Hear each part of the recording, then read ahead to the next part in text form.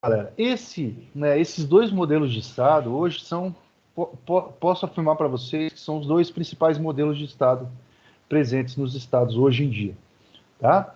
Os modelos neoliberal ou liberal e de bem-estar social, tá? E aí a gente vai analisar qual é a diferença entre esses dois modelos. Porque muitas vezes a gente olha, né, por exemplo, na política brasileira, alguns políticos, muitas vezes desinformados ou mal intencionados, que utilizam de alguns conceitos de forma equivocada. Então, por exemplo, que afirma que políticos de direita são fascistas, mas na realidade tem políticas neoliberais.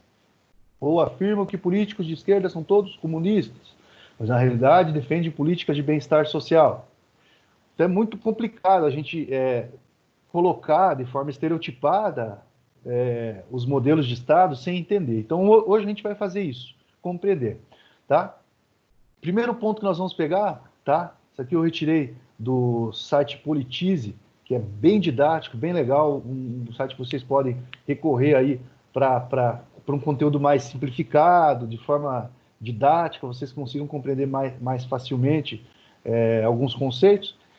E aí, o primeiro ponto que eu vou colocar para vocês é a relação do Estado com a economia. A diferença que esses dois modelos têm de Estado, né, quando se trata de relação do Estado com a economia. Como eu já disse a vocês, isso não é cristalizado, mas é algo muito presente, tá? Por exemplo, no estado de bem-estar social, vai ocorrer o que a gente chama de intervencionismo do Estado na economia, tanto em relação a manter as estatais, que são empresas do próprio Estado, quanto através de impostos intervir na economia. Outro ponto, regulação das relações comerciais e de trabalho. Okay? Há uma maior regulação nessas relações, porque através da arrecadação de impostos, essa política de bem-estar social ela pode ser desenvolvida pelo Estado.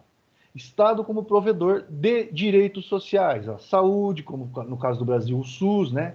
Sistema Único de Saúde, educação, segurança, previdência social, tudo isso, né, para dar um bem-estar social aos cidadãos.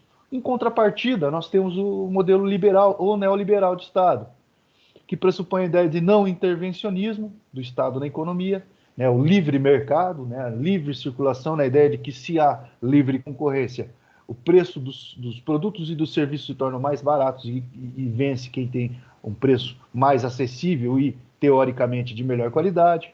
Liberdade de mercado, como eu disse a vocês, essa crença na alta regulação dos ciclos econômicos, né? E a ideia de que se o Estado não intervir ou intervir o mínimo na economia, a concorrência é o que vai fazer com que a economia gire e se torne mais justa. Então, galera, uma coisa que a gente precisa entender, de um lado, né, o estado de bem-estar social, que é caracterizado como esquerda, né, para a grande maioria de quem defende essa ideia de espectro político, visa a justiça social como objetivo, ok? Em contrapartida, o modelo neoliberal, que é considerada direita aí, né, visa o direito à propriedade como objetivo, ok? Um defende justiça social, né? Outro defende o direito à propriedade sem relevar uma classe ou outra como mais importante. São modelos, são ideias, são ideologias, tá, galera? Isso não significa que condiz realmente sempre com a prática, mas é a ideia, a ideologia que se busca por detrás desses dois modelos, tá? Do outro lado, galera, nós temos os teóricos que a gente pode pegar como referência. O Myrdal e o Keynes, né? Quando a gente fala de estado de bem-estar social, né? Principalmente o keynesianismo, né, galera, que defende a ideia de que o Estado ele tem que propiciar a geração de empregos, né?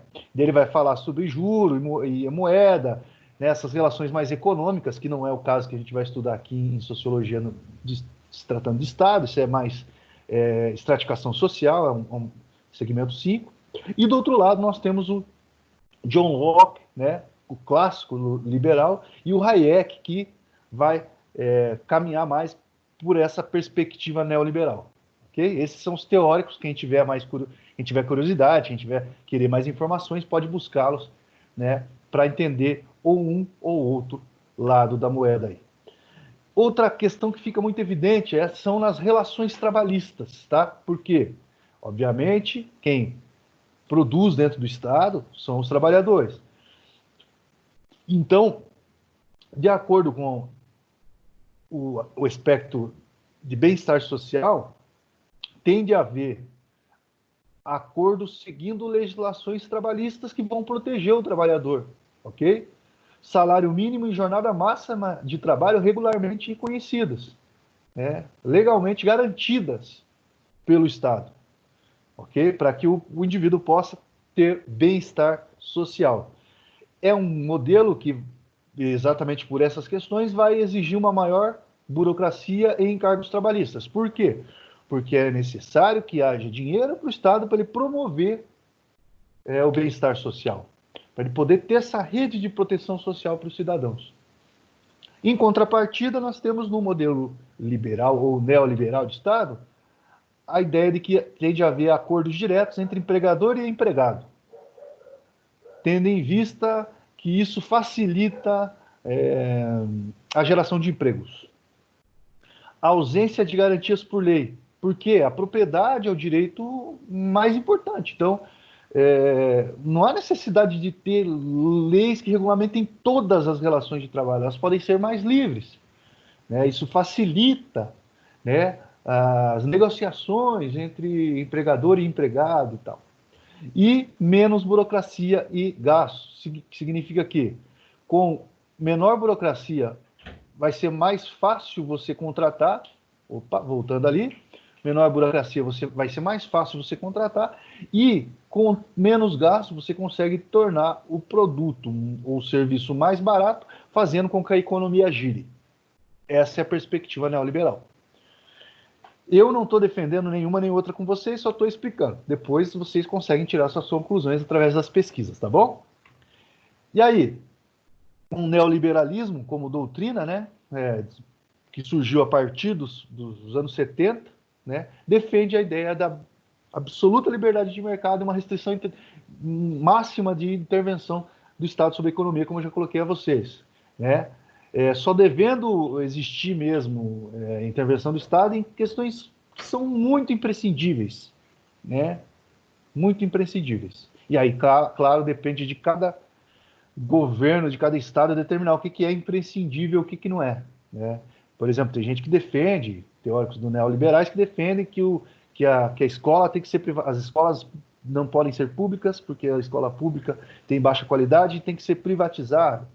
Outros defendem que não pode haver saúde pública, que a saúde tem que ser paga através de planos de saúde, né, que não deve haver um sistema único de saúde, enfim. São formas de ver, né, que não é, como eu disse a vocês, cristalizada, mas acaba ficando evidente por detrás de projetos e discursos, né, galera? E aí eu retirei para vocês um trecho de uma entrevista concedida por Ha Jong-cheng, economista sul-coreano, né, que é professor, né, economista lá de Cambridge, já foi consultor da Washington DC, de economia, já foi consultor da Bolsa de Valores Asiática. Então o cara tem uma certa bagagem para falar sobre economia, né? E aí ele esteve no Brasil no final de 2018, né? E ele falou que o Brasil, naquela época, está experimentando uma das maiores desindustrializações da história da economia. E ele diz que os países emergentes eles precisam se proteger economicamente do mercado externo para poder, depois que tiver forte, abrir o seu mercado, né? Então, por isso ele é considerado de direita na Coreia do Sul e de esquerda na Inglaterra, né? E aí ele faz duras críticas ao rumo que as políticas brasileiras estavam tomando na época, né? E que isso ia desfavorecer o Brasil na sua balança comercial, ia fazer com que o Brasil passasse por momentos difíceis. Isso em 2018, ok? Como eu disse a vocês, eu não vou entrar em detalhes em relação a isso. Vocês têm total capacidade de interpretar essas questões. Galera, ficou claro para vocês aí a diferença entre o modelo